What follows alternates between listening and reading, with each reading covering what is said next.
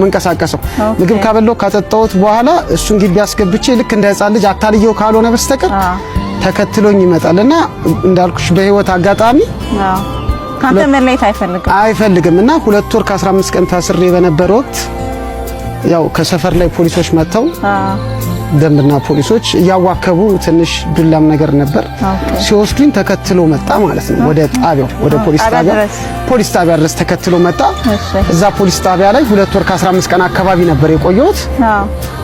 በቃ እዛው በር ላይ ነው ቁጭ ያለው። ያው የተለያዩ ቤተሰቦች፣ ዘመዶች፣ ጓደኞቼ ሁሉም እየመጡ ጠይቀውኝ ነው 10 ደቂቃም 5 ደቂቃም በሚፈቀድላቸው ሰዓት ጠይቀውኝ ይመለሱ ነበር። እሱ ግን 2 ወር ከ15 ቀን እዛው እያደረ እዛው በር ላይ ደግሞ የሚገርምሽ ኃይለኛ ሃይዌይ መኪና የሚመላለስበት መንገድ ነው።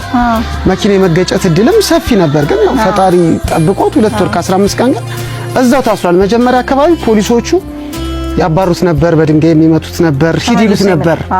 ግን ከዛ ራሳቸው ፖሊሶቹ ታማኝነቱ ገረማቸው። ማለት ሰው 5 ደቂቃም 10 ደቂቃም ጠይቆሽ ወደ ራሱ ህይወት ይመለሳል።